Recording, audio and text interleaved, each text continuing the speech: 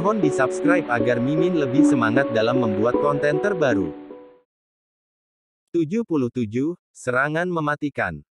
Seorang pria yang merupakan anak buah Noval, bergegas menutupi langkah Bastian yang sedang menuju Devan. Pria itu pun langsung melancarkan serangan dengan pukulan tangan kanan yang meluncur dengan cepat dan lurus mengarah wajah Bastian. Suaminya Alexa itu menghindari serangan dengan menunduk dan langsung memukul perut pria itu dengan keras dan langsung berdiri dengan tegak hingga membuat kepalanya membentur rahang anak buah Noval. Pria itu pun terkapar dan pingsan. Davis dan Charlie saling pandang melihat kejadian itu. Mereka berdua sungguh tidak menyangka Bastian bisa mengalahkan anak buah Noval yang berada di garis dalam, dengan cukup mudah. Keduanya tahu orang-orang di sekeliling Noval, apalagi mereka yang berada di garis dalam lingkaran Noval adalah para petarung terbaik yang dimiliki oleh Noval. Apa yang terjadi juga membuat Noval terkejut. Oleh sebab itu dia langsung memerintahkan anak buahnya yang lain bernama Jack untuk maju. Jack maju, seru Noval. Jack adalah salah satu petarung martial arts yang dimiliki oleh Noval dan memiliki level paling tinggi di antara yang lain. Pria itu memiliki level S bintang 3. Tentu saja kekuatannya sangat kuat dan tidak perlu dipertanyakan lagi. Dengan senang hati, "Bos," ucap Jack. Lalu Jack berjalan dengan tenang menghampiri Bastian, bahkan dia sempat membuatnya tersenyum kepada lawannya itu. "Aku lihat kamu memiliki kekuatan yang cukup lumayan. Tapi asal kamu tahu, kekuatan itu tidak akan bisa mengalahkanku," kata Jack. Dari langkah kakinya yang begitu kokoh, Bastian bisa mengukur kekuatan Jack dengan mudah. Dia pun sadar kalau lawannya ini adalah lawan yang sangat kuat. "Bagaimana ini, bos? Apa aku perlu membantunya?" tanya Davis. Dia sangat khawatir ketika melihat Jack sudah turun tangan. Sebab, dia mengenal Jack karena dulu mereka berada di satu perguruan bela diri karate. Charlie menggelengkan kepalanya sambil menatap serius pemandangan di hadapannya. "Ini adalah pertarungan harga diri Tuan Dominic. Kita nggak perlu membantunya. Kita siapkan saja strategi untuk Nona Alexa. Jika Nona Alexa bebas, maka kita yang akan memenangkan pertarungan ini sekaligus menyelamatkan Tuan Dominic," ucap Charlie. Davis hanya bisa mengangguk-anggukkan kepalanya tanpa berani sedikit pun untuk membantah. Bastian tidak banyak bicara, tapi dia memilih untuk langsung menyerang Jack. Sebuah pukulan dilesatkan oleh Bastian mengarah ke perut Jack. Menyerang di bagian perut dengan jarak yang cukup jauh, membuat Jack mampu mematahkan serangannya dengan cukup mudah. Dia hanya menaruh kedua tangannya di bagian perut dan serangan Bastian bisa dibendung dengan mudah. Tetapi sebenarnya niat dari Bastian bukanlah menyerang bagian perut milik Jack, itu hanyalah sebuah tipuan. Kini dengan cepat, Bastian melesatkan sebuah pukulan yang sangat keras ke bagian wajah. Tidak berhenti sampai di situ, Bastian yang memukul dengan sekuat tenaga, membuat badannya berputar, dan dia melanjutkan serangan berikutnya dengan sikut kiri yang dihantamkan ke leher belakang Jack. Dengan serangan ini, Jack langsung tersungkur di lantai. Bumi seperti berputar di kepalanya hingga dia kesulitan untuk langsung berdiri. Jack kalah. Noval terbelalak melihat anak buahnya yang paling dia percaya bisa kalah tanpa perlawanan sedikit pun. Kuat sekali dia. Noval spontan memuji Bastian. Jack sudah terbiasa menghancurkan lawan-lawannya dengan mudah dan cepat. Tentu saja Noval mengakui kekuatan yang dimiliki oleh Bastian. Devan kini mulai gelisah setelah melihat dua anak buah Noval dikalahkan oleh Bastian dengan cukup mudah. Dia, sampah itu kenapa bisa sekuat ini? Tanya Devan pada dirinya sendiri. Si anak wali kota itu tidak mau kalau rencananya berantakan dan dia harus kalah. Oleh sebab itu dia pun langsung memerintahkan Noval untuk bertindak. "Noval, cepat bertindak," ucap Devan dengan suara yang bergetar. Noval kemudian berdiri dari duduknya. Ketika dia berdiri tubuhnya menjulang dengan begitu tinggi, di luar dugaan Bastian. Tinggi Noval adalah 205 cm, sedangkan Bastian hanya 185 cm. Dari posturnya saja mereka sudah sangat berbeda. "Aku tidak pernah berpikir kalau permasalahan ini akan sedikit merepotkanku. Apa boleh buat, aku juga sudah lama tidak bergerak," kata Noval. Charlie bergetar tubuhnya ketika melihat Noval berdiri dan melangkahkan kakinya. Di satu sisi dia sadar kalau dia tidak bisa melawannya, tapi dia juga tidak bisa membiarkan Bastian dalam kondisi bahaya yang bisa saja membuatnya kehilangan nyawa. Noval, aku memintamu untuk menghentikan ini semua. Kita bisa berbicara dan menyelesaikan masalah ini dengan jalan yang lain. Aku akan membuka negosiasi denganmu, ucap Charlie. Noval menyipitkan matanya dan dia baru sadar kalau orang yang sudah tadi ada di belakang Bastian adalah Charlie. Kamu Charlie. Ah, aku enggak sadar kalau itu kamu, kata Noval. Charlie berkata, ayo kita bicarakan masalah ini baik-baik. Orang yang kamu culik itu adalah istrinya Tuan Dominic. Sebutkan uang yang kau minta. Aku akan berikan. Asal kamu membebaskan Nona Alexa dan menghentikan permasalahan ini. Devan menggelengkan kepala dengan keras. Lalu dia berkata, tidak. Dia sudah menjalin kerjasama denganku, jadi dia tidak bisa bekerja sama dengan yang lain. Noval menganggukkan kepalanya, setuju dengan apa yang dikatakan oleh Devan. Aku berikan 50 miliar. Ucap Charlie. Noval mengerutkan keningnya mendengar nilai uang yang akan diberikan oleh Charlie yang sangat besar. Dia pun jadi tertarik. Bastian tidak setuju dengan apa yang dilakukan oleh Charlie. Baginya orang yang sudah membuat istrinya dalam bahaya, ketakutan, dan kesakitan, tidak pantas mendapat uang. Orang itu harus merasakan penderitaan. Tidak, orang itu tidak pantas mendapatkan uang sepeser pun. Yang pantas dia dapatkan adalah penderitaan. Ucap Bastian dengan suara yang lantang. Charlie terkejut mendengarnya. Dia pun langsung menoleh ke arah Bastian. Namun dia sama sekali tidak bisa memprotesnya karena melihat tekad dan kebencian yang ada di raut wajah Bastian. Tuan. Noval tertawa dengan keras, hahaha. Orang ini menantangku. Kalau begitu ayo kita selesaikan ini dengan nyawa. Bastian memasang kuda-kuda yang kokoh. Dia bersiap untuk bertarung. Apa Tuan Dominic sudah gila? Noval sama sekali bukan tandingannya. Kita harus menghentikannya, bos. Ucap Davis. Charlie memejamkan matanya sembari berkata, sudah terlambat. Kita semua tidak akan bisa menghentikannya walaupun kita semua bersatu. Noval melangkahkan kakinya dengan penuh tenaga, ubin yang dia injak pun langsung hancur membentuk jejak kaki. Dan kemudian Noval pun langsung berlari ketika jarak di antara dia dan Bastian hanya tinggal 10 langkah. Bastian terkejut dengan kekuatan yang dimiliki oleh Noval. Hembusan angin dari hasil Noval berlari begitu keras hingga membuat rambut orang-orang tersapu dan berkibar bagai bendera. Mati kau! Pekik Noval seraya melepaskan pukulan keras.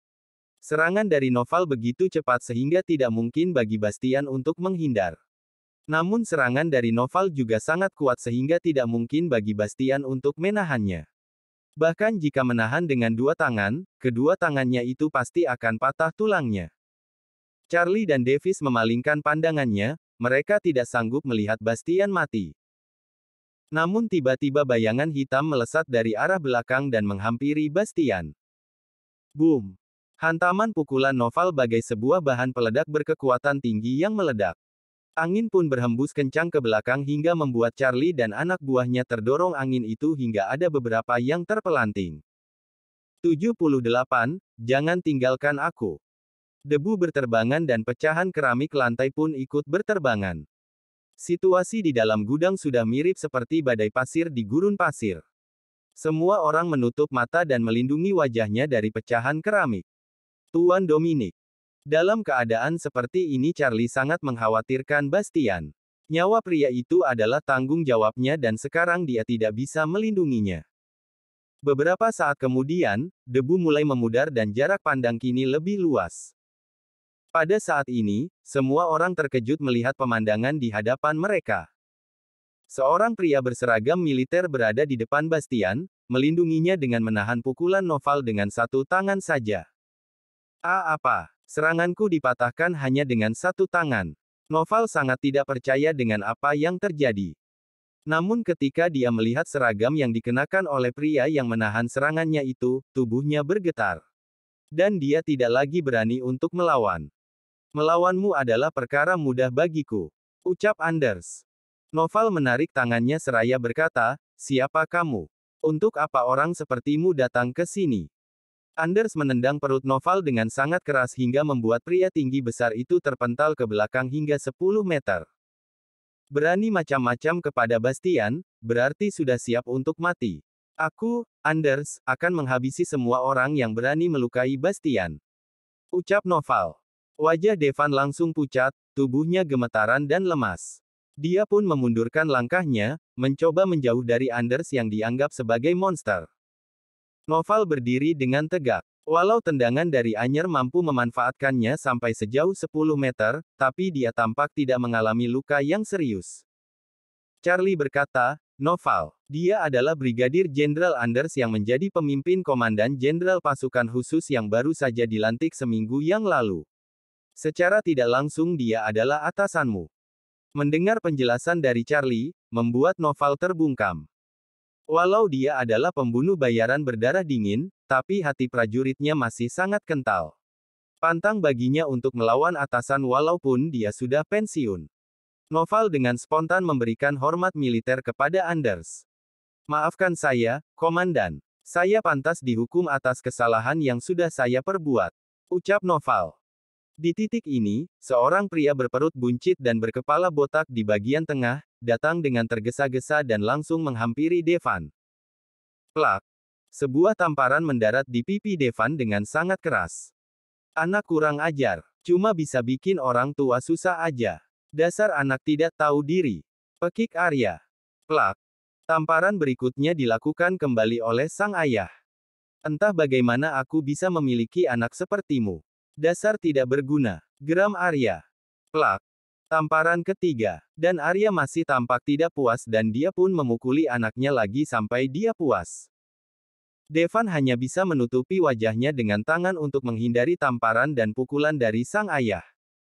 Ampun Pak, maafin aku, ucap Devan. Bro. Arya mendorong anaknya itu ke tumpukan kerat botol yang ada di belakang anaknya itu hingga membuat anaknya itu terjatuh dan tertumpuk kerat botol yang tidak ada botolnya.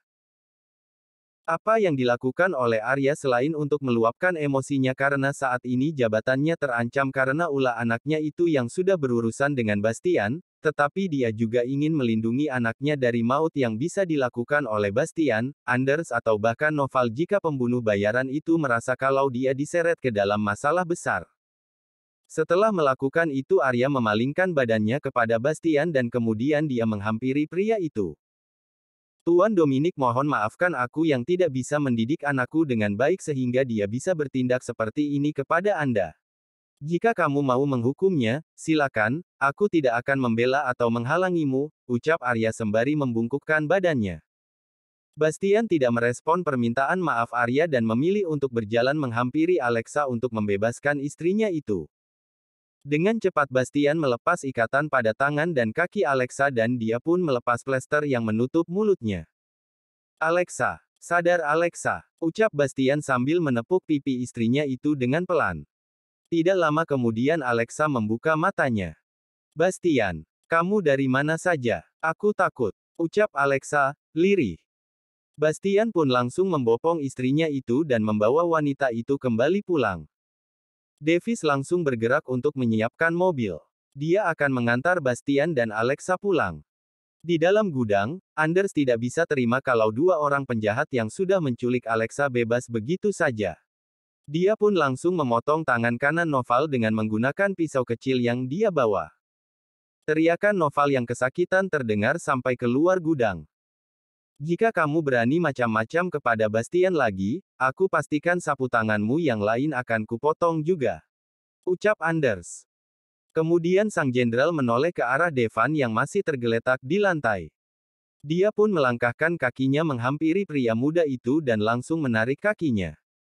Jangan. Apa yang kamu lakukan? Jangan. Devan berkata sambil menggelengkan kepalanya dengan keras dan berusaha merayap menjauh dari Anders.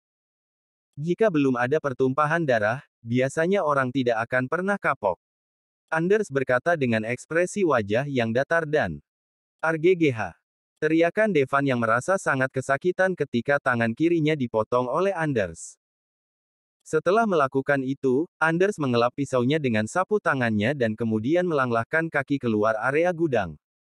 Apa yang dilakukan oleh Anders sukses membuat mulut semua orang yang ada di dalam gudang tersebut terbungkam. Walau kebanyakan dari mereka adalah para preman dan mafia, namun mereka tetap saja merasa kalau apa yang dilakukan Anders sangatlah kejam. Apa yang terjadi barusan? Aku ingin kalian menyimpannya untuk kalian sendiri. Jangan sampai bocor kalau tidak mau berurusan lebih lanjut denganku. Ucap Charlie. Setelah mengucapkan perkataan itu, Charlie pun melangkahkan kakinya keluar area gudang. Bastian membopong Alexa sampai ke dalam kamarnya dan menidurkannya di kasur. Kamu istirahat? Ya, ucap Bastian. Ketika Bastian akan melepas tubuhnya dari Alexa, wanita itu tidak membiarkannya. Dia menyilangkan kedua tangannya di leher dan bahu Bastian. Kamu jangan pergi. Aku takut. Temani aku malam ini, ucap Alexa, terisak. Bastian tidak menolaknya. Tanpa basa-basi dia pun langsung naik ke atas tempat tidur dan duduk sambil bersandar di kepala kasur, tepat di samping Alexa. Wanita itu pun memiringkan tubuhnya ke hadapan Bastian dan memejamkan matanya. Kamu tidur yang nyenyak, iya. Aku akan menemanimu di sini, jadi kamu jangan takut lagi. Ada aku di sini kamu akan aman, ucap Bastian. Amy dan Cynthia yang berdiri di depan pintu hanya bisa melihat pemandangan itu. Tadinya mereka ingin memberikan dukungan dan menenangkan Alexa, tapi mereka malah tidak bisa bergerak masuk. Amy kemudian memilih untuk keluar kamar dan menutup pintu kamar Alexa dan membiarkan anaknya itu bersama dengan Bastian untuk malam ini. Cynthia bergeming di depan pintu. Hatinya tiba-tiba merasa sesak ketika melihat kakaknya dan Bastian terlihat sangat mesra. Cynthia, apa yang kamu lakukan? Ayo kembali, seru Amy. Bersambung.